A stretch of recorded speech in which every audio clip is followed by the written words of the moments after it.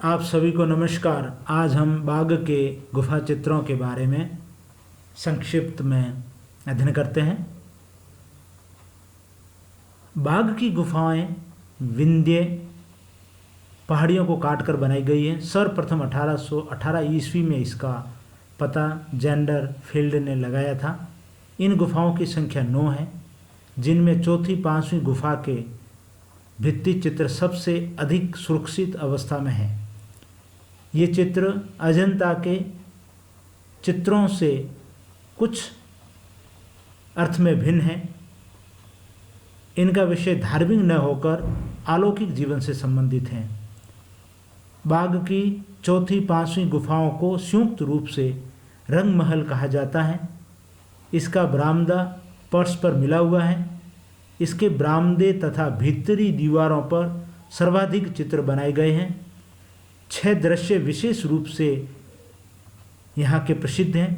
पहला दृश्य राजभवन के एक खुले मंडप में बैठी हुई 2 स्त्रियां हैं, जिनमें एक राजकुमारी तथा दूसरी उसकी सेविका लगती हैं।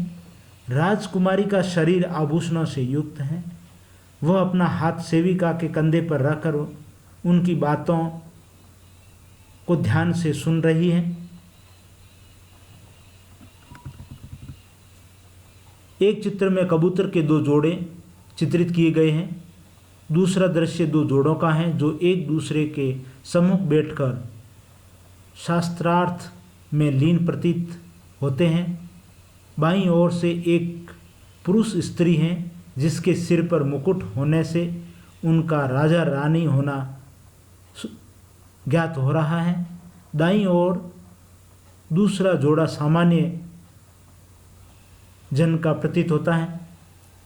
पृष्ठभाग पर वनस्पतियों का भी अंकन किया गया है।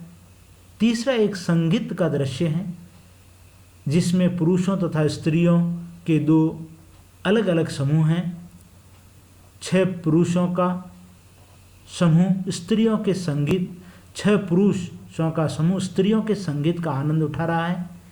स्त्रियां या स्त्री समूह के मध्य एक स्त्री वीणा बजाते हुए चित्रित हैं। एक के सिर पर मुकुट है, जिससे वह नायिका लगती है।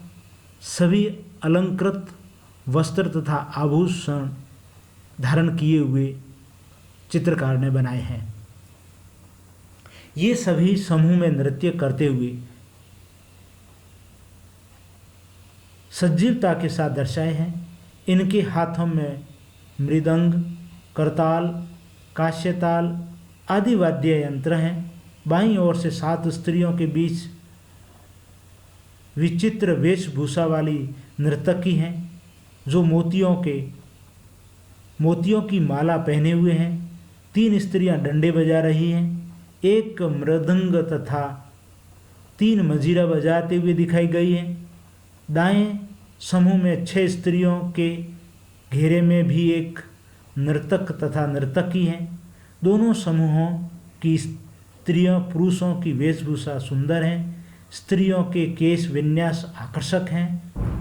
इस चक्राकार नृत्य को भारतीय परंपरा में हल्ली शक कहा गया है। यह हल्ली शक की उत्पत्ति भगवान कृष्ण की रास लीला से मानी जाती है। भारतीय संगीत का यह रूप गुप्त काल के आमोदपूर्ण नगर जीवन के सर्वथा उपयुक्त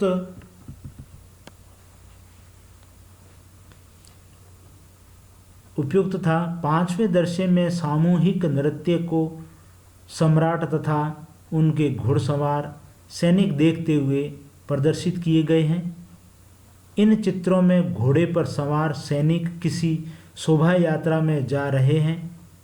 सभी स्त्री पुरुषों ने सुंदर आभूषण एक कपड़े पहने हुए हैं। सम्राट राजसी वेशभूषा में है। बाघ की गुफा की छत पर मनुष्य, पशु, पक्षी, पुष्प, लता आदि का मनोहारिक चित्रण किया गया है। आज हम इतना ही। आगे हम और गुफा चित्रों के बारे में विस्तार से चर्चा करेंगे।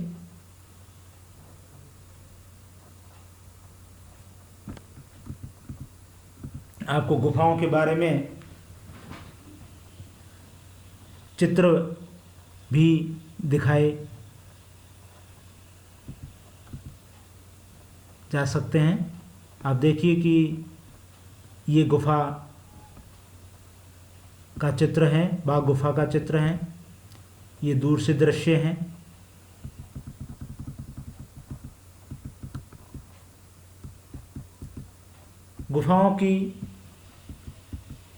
गुफाओं में चित्र तकनीकी किस प्रकार की है और इसमें चित्र अजंता और बाघ गुफा में किस तरीके से भिन्न है, इस पर भी अगर हम चर्चा करें तो देखा जा सकता है कि चित्रण की तकनीकी समान रूप से एक जैसी है। इस प्रकार हम कह सकते हैं कि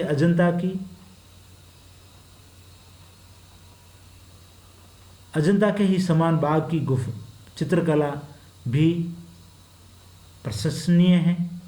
यहाँ तक अजंता या बाघ के चित्रों में अंतर का जहाँ प्रश्न है वो ये है कि बाघ की गुफाओं के चित्रों में लेप नहीं लगाया गया है। चिकनी दीवार पर चूने की सफ़ेदी की जाती थी तथा उसके सूखने पर चित्र बनाए जाते थे। धन्यवाद।